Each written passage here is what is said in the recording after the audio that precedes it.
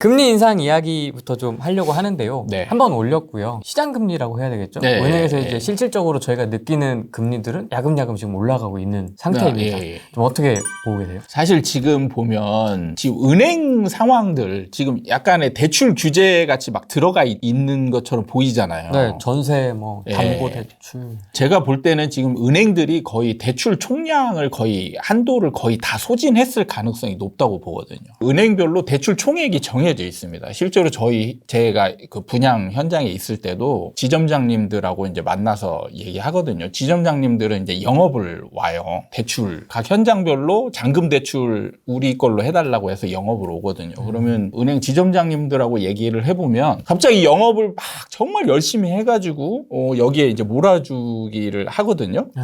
근데 갑자기 막 금리 올리고 막 이래요. 원래 이런 집단 대출처럼 이렇게 그 시행사하고 협의해가지고 가면 조건이 좀 좋아야 되거든요. 맞춰놓죠, 그렇죠. 근데 막상 이제 정해줬더니 진짜 대출 실행하는 날에 막 금리 올리고 그다음에 한도도 막 줄이고 막 이러는 거예요. 그래 난리가 났죠. 네. 왜 그러냐? 그랬더니 본사에서 지침이 내려왔다는 거죠. 한도를 다 소진했으니까 이제 보수적으로 나가라. 대출 나갈 필요가 없다. 그렇게 이제 지침이 내려온다는 거예요. 그러면은 이 지점장님은 이제 그 지침대로 따를 수밖에 없는 거죠. 근데 많이 하면 좋은 거 아니에요? 어쨌든. 그게 총량이 이미 정해져 있어서 지점장님은 많이 하고 싶죠. 왜냐하면 자기 실적이 있으니까. 실적이니까. 그러니까 많이 하기 위해서 영업을 다니는데 이제 총량이 정해져가지고 본사에서 이제 대출하지 마라. 이렇게 지침이 내려가면 소용이 없는 거죠. 그래가지고 여기 은행에서 원래 진행하려고 했던 거를 이제 패스시키고 다른 은행. 근데 그때 당시에는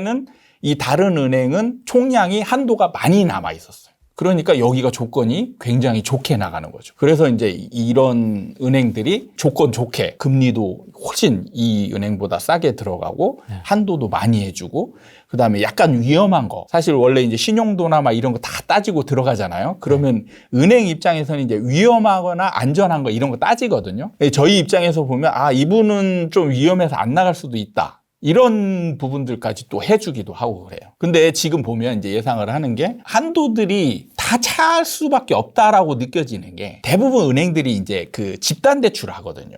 아파트 이제 분양하는 거 막 많이 한단 말이에요. 근데 예를 들어서 분양을 5억에 했다. 그럼 은행이 처음 들어올 때 분양가 기준으로 그 대출 총액을 계산할 거 아니에요. 근데 잔금 때 3년 후에 거의 2배 이상 올랐어요. 그러면은 대출이 2배가 나간단 말이에요. 왜냐하면 시세대로 나가니까. 그럼 총액을 정해놨던 거는 이미 그 오르기 전 가격으로 정해놨는데 실제 나갈 때는 많이 나가는 거죠. 그러니까 한도 계산을 이렇게 1년치 계획을 짤 거 아니에요. 그러면은 전반기 때 만약에 잔금이 있다. 그러면 이때 얼마 나갈 걸로 미리 예상을 그 전에 해서 이제 계획을 짤 텐데 한꺼번에 많이 나가는 거죠. 사실 이제 그런 경우들이 지금 많이 이제 올랐으니까. 그럼 끊임없이 상승했으니까. 그렇죠. 그러면은 은행들이 초기에 전반기나 중반기에 그때 많이 나갔을 확률이 높은 거죠. 제가 볼 때는 이제 은행들이 한도를 거의 다 소진했는데 그러면 이제 정부 입장에서는 규제를 안 할 수밖에 없는 게 한도를 다 소진했잖아요. 대부분의 은행이. 그러면 이제 지금부터 대출이 나가는 건 한도 초과가 되는 거죠. 한도 초과가 되는 거는 이제 은행들 부실화 가능성이 생긴다라는 거죠. 정부 입장에서는. 그렇게 보는 거군요. 예. 그러니까 대출 총액을 잘 지켜라. 이렇게만 규제를 해도 은행은 지금 난리가 나는 거죠. 제가 볼 때는 거의 그럴 가능성이. 그래서 지금 보면은 기사들 보면 대출 총량 얘기가 많이 나오거든요. 그러니까 총량 규제를 하면 지금 어쩔 수 없는 거예요. 총량 규제를 넘어가면 정부 입장에서는 이제 가계부채가 굉장히 지금 많아지고 있는 상황이잖아요. 증가가 속도가 너무 가팔라지고 총량이 늘어나게 되면 이 부실 위험이 있으니까. 그리고 지금 또 보면 대외 경제적으로 보면 이제 위험 요소들이 많이 생기고 있잖아요. 이때 이제 하나 빵 터지면 IMF나 뭐 리먼 사태처럼 그런 상황이 안 벌어지리란 법이 없으니까 강한 규제가 들어갈 수밖에 없는 거죠. 전세 자금 대출까지 지금 막고 있는 상황이죠. 그 정도로 지금 한도가 소진이 많이 됐다라고 느껴지는 거죠. 그러면은 이때 은행에서 해야 될 일은 뭐냐면 대출을 금리를 확 올려버리는 거. 한도도 이제 낮추긴 하지만 정말 조금 남아있는 대출을 해주긴 할 거 아니에요. 그러면은 받을 사람만 정말 받아라. 이렇게 하면서 금리도 확 올리는 거죠. 그래서 시장 금리 막 초과할 정도로 이제 금리들이 올라가는 거죠. 그러니까 지금 금리 올라가는 속도가 굉장히 또 가파른 거죠. 지역마다 조금씩 다르긴 한데 네. 전세가가 좀 주춤하고 있다라는 지역도 좀 보이고 있고요. 전세 호가가 조금 내려갔다. 네. 이런 것도 좀 보이는 것 같고. 예, 아니다. 우리 지역은 그거에 영향 없다. 탄탄하다. 전세가 아직도. 네. 이런 지역들도 있고 한데 좀 어떻게 보시나요? 이 그건 영향이. 지역별로 당연히 좀 그 시장 상황에 따라서 달라질 수 있는데 이 대출 이 총량제 규제가 사실은 영향이 없을 수는 없어요. 저는 좀 많다라고 좀 봐지는 게 많다고 보시는군요. 예, 특히 전세 대출을 중단하다시피 하면 이제 시장에 대한 이해, 상품별 이해를 좀 잘 하셔야 되는 게 예. 매매와 임대가 있잖아요. 전세는 임대잖아요. 그 매매는 이제 매매고 그 왜 다르게 봐야 되냐면 매매 같은 경우는 좀 무리해서 들어가더라도 더 올라가면 이익이 생기잖아요. 이익이 생기기 때문에 올라갈 것을 고려해서 보면은 좀 영끌해서 들어가는 분들이 있을 수 있단 말이죠. 근데 전세 같은 경우는 이게 다르잖아요. 전세는 올라가면 올라갈수록 손해보는 구조잖아요. 세입자의 입장에서는. 그래서 올라가면 아무리 내가 좋은 위치에 상급지로 가고 싶은 욕심이 없는 건 아니란 말이에요. 사람들이. 근데 이 전세 금액이 부담이 얼마만큼 되느냐. 여기에 그 사람들이 이 전세로 들어갈 것이냐 말 것이냐를 고민 안 할 수가 없단 말이죠. 그래서 한계치가 있는 거예요. 임대는. 한계치가 있어서 이 금액을 이제 넘어서게 되면 들어갈 수 있는 사람이 그 매매보다는 훨씬 더 줄어들게 돼 있는 거예요. 그래서 전세가 올라가는 정도는 사실 한계가 있어요. 그러면은 여기에서 떨어지는 사람들은 이제 다른 지역으로 그냥 이사 갈 수밖에 없는 거예요. 이럴 때는. 그러면 그때 월세하고 조금 비교를 하는 건가요? 전세 이자하고? 그렇죠. 그래서 월세로 뭐 전환이 되거나 이런 것들도 이자나 이런 거 더 올려줬을 때 부담이 되는 수준. 아니면 이제 내가 살고 있었다라면 예를 들어 이제 계약갱신 청구권 같은 경우도 요즘은 현장에서는 계약갱신 청구권을 마음대로 주장하는 것도 힘들어요. 실제로. 왜냐하면 사람이잖아요. 지금 예를 들어서 만약에 5억의 전세를 기존에 살고 있던 사람이 지금 뭐 한 8, 9억이다. 전세가가. 그러면 이제 계약갱신 청구권을 쓴다라고 강하게 하겠지만 임대인이 지금 시세가 9억인데 정말 이렇게까지 하시겠습니까? 그러면서 여기서 다만 월세라도 좀 주십시오. 이렇게 하면 이거 거절하기가 굉장히 힘들다는 거죠. 임차인 입장에서. 그런 식으로 월세 전환이 많이 이루어지고 있어요. 현장에서는. 그러니까 기존 전세에 더 올리지 않고 그냥 월세 좀 더 주는 식으로 해서 이제 계약이 이루어지는 집들도 꽤 많아요. 그러면 이게 어느 정도 있으면 좀 다시 풀릴 것이다라는 얘기도 좀 있고요.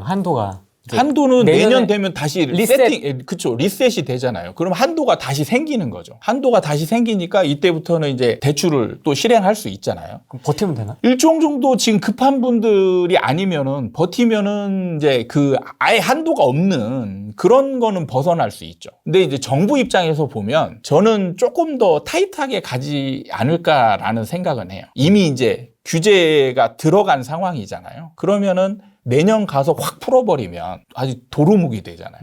그러면 정부가 이런 효과가 있다라는 걸 어느 정도 인지한다라면 금융당국한테, 금융위원회나 이런 데서 은행들한테 조금 보수적으로 진행해라 라는 그 압박은 들어갈 가능성이 없지 않아 있을 수 있다. 이런 생각은 들긴 해요. 갑자기 이렇게 탁 해버리니까 막 네, 다들 난리가 났어요. 이건 사상 초유. 그러니까 이번 정부 들어가지고는 실거주자잖아요. 네, 사상 초유의 일들이 너무 많이 일어나는 것 같아요. 실수요잖아요. 그야말로. 네. 가수요도 아니고 실수요의 대출도 막아버린다. 그러니까 좀 아쉬운 부분은 이 정부라면 사실 이런 일련의 흐름을 좀 예측을 해가지고 중간중간에 충격이 크지 않게 중간중간에 좀 이렇게 조율이 들어갔어야 되는데 그러려면은 중간중간에 한도 조절을 좀 해라 라고 이렇게 조금씩 은행별로 들어갔으면 뭐 전반기에 한 번이라도 그렇죠. 이렇게. 그렇게 들어갔으면 이렇게 갑자기 오는 충격은 없을 수 있지 않았을까 이런 생각은 좀 들죠. 집값에 어느 정도의 영향이 있을 거라고 보세요? 사실 전세나 그 매매 같은 경우 잘 보면은 지금 투자자들보다는 실소유자들이 이제 매매를 많이 사잖아요. 그러면서 신고가가 많이 찍혔는데 전에도 앞으로의 상황을 예상을 했을 때 이제 정체기가 생길 거다. 그리고 매매를 하고자 하는 매도자 입장에서는 호가를 굉장히 높일 거다. 그리고 매수자가 이 호가 높아진 거를 따라가기 어려울 것이다. 이런 예상을 했잖아요. 네. 근데 여기에 대출이 굉장히 타이트하게 들어간다. 그럼 더 쫓아가기가 힘들어지죠.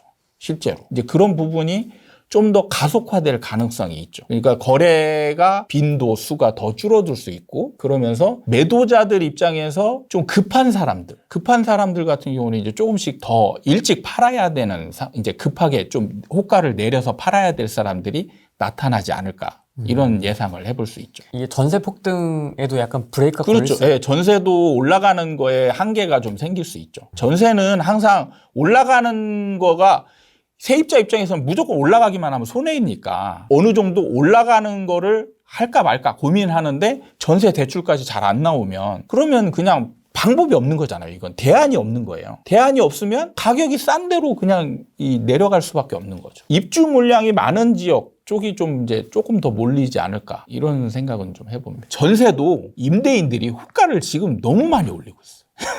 그러니까 세입자들이 쫓아가기가 버거운 거예요. 그러니까 조금씩 올라가면 사람들이 그거를 뭐라고 할까 그 부담이 좀 덜 하잖아요. 그러면서 쫓아가면서 이렇게 올라가거든요. 그럼 이게 차근차근 올라가면 사람들이 거기에 적응을 하게 된단 말이에요. 그래서 올라가는 게 계속될 수 있는데 과도하게 확 올려버려 계단식 상승이 일어나면 이 쫓아가는 사람 입장에서 부담돼서 못 하거든요.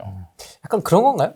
4년 어차피 묶이는 거 이제 네. 지금 맞출 때 좀 세게 맞추자 뭐 이런 것도 좀 있는 그런 것 같고. 것도 또 있을 수 있죠. 그러니까 확 올려버리면 세입자들이 쫓아가야 되는데 전세가 만약에 이 가격에 탁 해서 올라가면 나중에 고민 안 할 수 없는 게 나중에 이사 갈 때 이 가격에 세입자 들어올까? 그럼 보증금 나 어떻게 받고 가? 대출도 안 해주는데. 그러니까 세입자 입장에서는 굉장히 많은 고민이 생길 수가 있는 거죠. 그냥 지금 당장 이거 계약하는 것만이 끝나는 게 아니잖아요. 세입자는 그 다음에 내가 어떻게 여기에서 머물 건지 이사 갈 건지 이런 것을 다 고려하지 않을 수 없거든요. 그러면은 2년 뒤에 내가 만약에 이사 간다라고 하면 이 보증금을 제대로 받고 나올 수 있을지, 그 다음에 더 만약에 임대인이 더 올리게 되면 그럼 나는 여기서 버틸 수 있을지 뭐 이런 거 고민하고 지금 이 가격에 올라가는 거는 내가 지금 있는 월급 수준이나 이런 걸 봤을 때 무리다 싶으면 이때 영끌할 수 없어요. 전세는 영끌을 못 합니다. 그러면 이제 내려가는 거죠.